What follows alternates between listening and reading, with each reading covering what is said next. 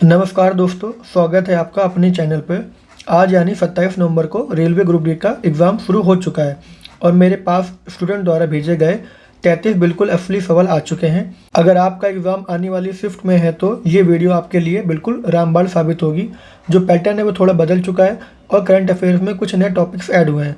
चलिए सीधे क्वेश्चन पर चलते हैं। तो जो पहला क्वेश्चन आया था वो ये आया था कि भारत और मंगोलिया के बीच में हाल ही में कितने समझौते हुए हैं। तो 4 समझौते हुए हैं। दूसरा सवाल ये आया था कि वनटारा पशु बचाव एवं पुनर्वास केंद्र किसके द्वारा स्थापित किया गया। तो वो रिलायंस इंडस्ट्रीज द्वारा स्थापित किया गया है। जैसा कि आप जानते हैं कि जो वनटारा है वो भी रिलायंस इंडस्ट्रीज द्वारा स्थापित ही किया गया है। जो अगला सवाल था उन्होंने ये पूछा था कि एशियन गेम्स में भाला फेंक कर नया रिकॉर्ड किसने बनाया है और उन्होंने गोल्ड जीता है। तो भारतीय पहली महिला कौन है? अन्नू रानी है वो। और उन्होंने पूछा था कि डॉक्टर वी आर नारायण को हाल ही में कौन सा अवार्ड मिला था। तो उनको मिला है वो APJ अब्दुल कलाम अवार्ड उनको मिला है। अगला सवाल यह आया था कि कॉपर सल्फेट के विलेन में जिंक डालने पर रंग क्या हो जाता है। तो वह नीला से रंगहीन हो जाता है, यानी कि कलरलेस हो जाता है। फिर पूछा है कि हिमालय की बर्फ पर किसके उत्सर्जन का बड़ा प्रभाव पड़ता है। तो वो ब्लैक कार्बन का पड़ता है। अगला पूछा गया है कि किस में ऑक्सीजन नहीं होता है। तो ये 4 ऑप्शन दिए गए थे, उसमें से जो अल्केन था उसमें ही ऑक्सीजन नहीं होता है। अगला पूछा गया है कि चेस में डी गुकेश के साथ किसे अर्जुन अवार्ड मिला है। तो वो आर वैशाली को मिला है। अगला सवाल उन्होंने ये पूछा कि इस वर्ष अर्जुन अवार्ड कितने खिलाड़ियों को मिला। तो वो 31 खिलाड़ियों को मिला। तो जैसा कि आप देख सकते हैं कि इस बार उन्होंने अर्जुन अवार्ड से काफ़ी क्वेश्चन पूछे गए हैं और कितने खिलाड़ियों को मिला है ये भी उन्होंने काफ़ी सवाल पूछा गए हैं।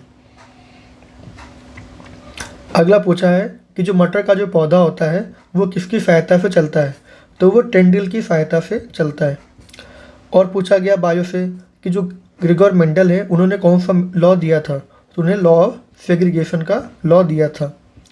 अगला फिर से स्पोर्ट्स में सवाल पूछा गया कि जो अर्जुन पुरस्कार है वो सबसे ज़्यादा किस क्षेत्र में दिया गया है। तो वो स्पोर्ट्स के क्षेत्र में सबसे ज़्यादा दिया गया है।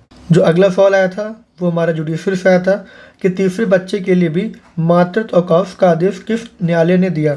तो वो कर्नाटका हाईकोर्ट ने दिया। जो अगला सवाल था वो ये था कि भारत में मौसम का पूर्ण अनुमान कौन देता है। तो वो IMD विभाग देता है भारत के मौसम का पूर्ण अनुमान। जो सवाल फिजिक्स से आया था वो ये आया था कि 50 हर्ट्ज की जो आवृत्ति है उसका टाइम कितना होता है। तो उसका टाइम पीरियड होता है 0.02 सेकेंड। अगला सवाल ये पूछा गया था कि तेलंगाना में हाल में केमिकल गैस लीक कब हुआ। तो वो सेंगरेड्डी वाली जगह पर हुआ था। अगला सवाल जो पूछा गया है वो ये पूछा गया है कि जो 22 अनुसूचित भाषाओं में से जो युवा लेखकों को कौन सा पुरस्कार दिया जाता है।